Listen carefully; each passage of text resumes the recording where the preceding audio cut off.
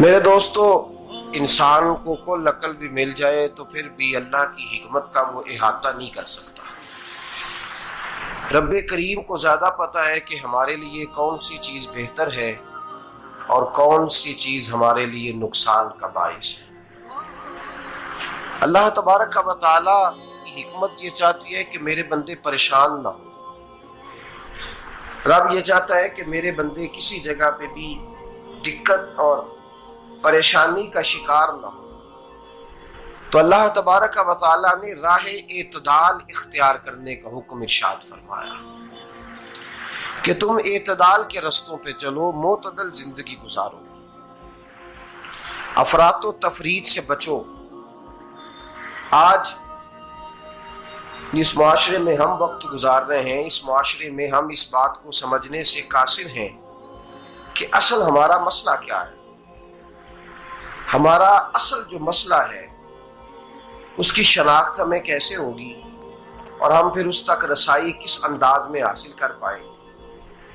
ہم ہمیشہ اپنی آمدن بڑھانے کے چکر میں رہتے ہیں، ایک کام اور شروع کر لیں، پارٹ ٹائم جاب شروع کر لیں، کوئی سائیڈ بزنس اس کا آغاز کر لیں۔ ہماری جو دوڑ لگی ہوئی ہے وہ لگی ہے کام بڑھانے میں، آمدن بڑھانے میں، حالانکہ اسلام ہمیں یہ کہتا ہے کہ تو آمدن بڑھانے کے چکر میں نہ پڑ، اصل بات یہ ہے کہ تو اپنے خرچے کنٹرول کر۔ تنگ انسان وہ نہیں ہوتا جس کی آمدن تھوڑی ہوتی ہے، یہ توجہ کیجیے گا میری بات، یہ قیمتی بات ہے اور گفتگو ساری کا لب لباب ہے۔ تنگ بندہ وہ نہیں ہوتا جس کی آمدن تھوڑی ہوتی ہے، اصل پریشان وہ ہوتا ہے جس کے خرچے زیادہ ہوتے ہیں۔ اور ہمارا جو روزمرہ کا نقصان ہو رہا ہے نا، وہ آمدن کے معاملات میں نہیں ہو رہا۔ بنیادی نقص جو واقعہ ہو رہا ہے وہ یہ ہے کہ ہمارے اخراجات زیادہ ہیں، اور وہ اخراجات کسی اور نے نہیں بڑھائے، وہ خرچے ہم نے خود بڑھا لیے ہیں اور اب ہمیں اس کا نقصان بھگتنا پڑ رہا ہے۔ اور اگر آپ صحیح معنوں میں ٹٹولیں تو جو بہت امیر لوگ ہیں وہ تو ان خرچوں سے بچ گئے۔ میں نے بہت سارے ایسے ختمات میں شرکت کی ہے، میں بہت ساری ایسی جگہوں پہ گیا ہوں کہ جہاں لوگوں نے بڑا مختصر سا ختم دلایا ہے تو ہو گیا ہے ختم۔ ختم کے معاملے میں کب کسی نے پابندی لگائی ہے کہ اس میں 200 آدمی شریک ہوگا تو تب یہ سال ثواب صحیح ہو سکے گا؟ کون کہتا ہے؟ یا شادی کے موقع پر اگر سارے بہن بھائیوں کو نہ بلایا گیا تو میری شادی پایہ تکمیل تک نہیں پہنچے گی، اس میں برکت نہیں ہوگی، یہ کس نے فتویٰ دیا ہے؟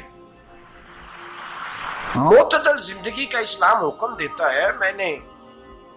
میں پڑھ رہا تھا کہ ایک بہت بڑا صدر ہے، غالباً سوڈان کے صدر کی بات ہو رہی تھی، تو اپنے بیٹے کی بارات لے کے گیا تو 4 لوگ گئے ہیں بارات، اور 15 لوگوں کا اس نے اہتمام کیا اپنے گھر میں کھانا کھانے کا۔ تو کیا شادی ہو گئی کہ رک گئی؟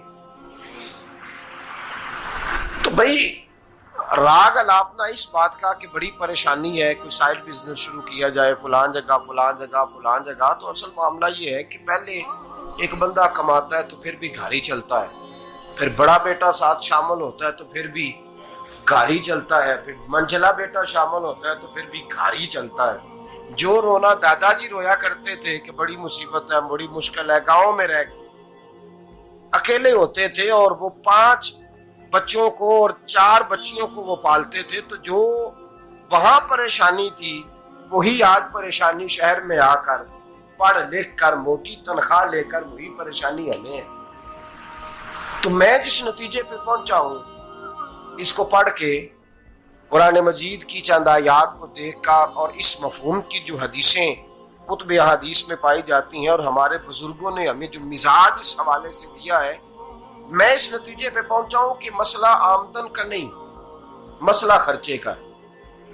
ہمارے خرچے بنیادی طور پر زیادہ، اور اگر پھر ہم زیادہ بوجھ خواتین پہ ڈالتے ہیں کہ وہ مطالبے زیادہ کرتی ہیں، اور اگر آپ مجھ سے پوچھیں تو خواتین کی بھی اگر کسی جگہ کوئی عادت خراب ہوتی ہے تو اس میں اصل کردار اس کا ہوتا ہے جو وہ عادت خراب تو کیوں اپنے گلے سے اتار کے آپ کسی کے گلے میں بات ڈالنے کے چکر میں ہیں؟ وہ خواتین کی طبیعت نہیں ایسی ہے. اصل بات یہ ہے کہ ہم نے عادت ڈالی ہے، ہم نے یہ مزاج ان کو دیا تو ان کا بنا ہے، نہ کیسے بن سکتا.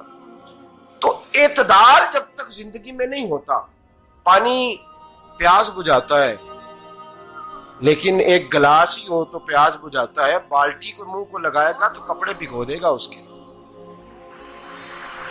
حالانکہ پانی بری چیز کا نام نعمت ہے نا بہت بڑی اللہ کی، لیکن پیالے میں ہی اچھا لگتا ہے.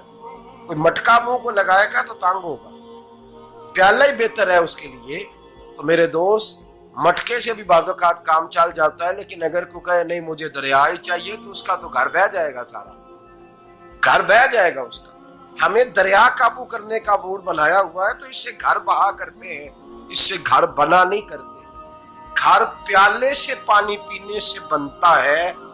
اگر تو دریا پہ قبضہ کرنے کا موڈ بنائے گا تو گھر بنے گا نہیں، گھر بہ جائے گا. آگ نہ ہو تو کھانا پک نہیں سکتا، لیکن ہلکی آنچ سے کھانا پکتا ہے. اور اگر آنچ تیز کر دی جائے تو جی قرینے قیاس بات کر رہا ہوں، میں عقل سے ماورا نہیں کر رہا. قرینے قیاس سمجھانے کے لیے مثالیں دے رہا ہوں. ہلکی آنچ پہ کھانا پک جاتا ہے اور آگ تیز ہو تو کھانا جل جاتا ہے. تو کھانا اتنی دیر کھانے کے قابل رہتا ہے جب تک وہ ہلکی آنچ پہ پکتا ہے. تو جتنی مرضی تو کہتا ہے نہیں میرا گزارے نہیں، آگ تیز ہونی چاہیے، تو میاں جل جائے گا، جل جائے گا. ہوا نہ ملے تو سانس نہیں آتی، ٹھیک ہے؟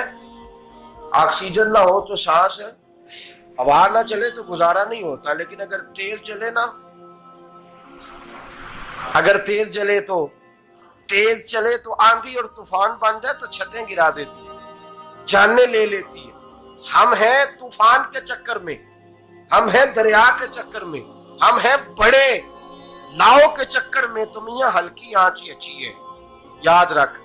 اور ایک گلاس پانی کا اعتدال سے ملتا رہے تو وہی ملتا رہے، ضرورت کے وقت وہی بہتر ہے. تو پورے دریا پہ قبضہ کرنے کا پروگرام نہ بنا، تانگ ہو جائے گا. اور میرے عزیز یاد رکھ، ہوا سانس لینے کے مطابق ملے تو وہی اچھی ہے، جو سانس بند کرنے پہ آ جائے وہ ہوا اچھی. ہم نے چکر چلا لیا ہے کہ زیادہ پیسہ، راتوں رات پیسہ، لمبا پیسہ، یہ پلاٹ بھی میرا، وہ پلاٹ بھی میرا، گجرانوالا بھی، گجرات بھی، لالا موسیٰ کھاری اور پنڈی تک جہاں میں جاؤں میرے نام کی تختیاں لگی ہوئی ہونی چاہیے. اسلام منع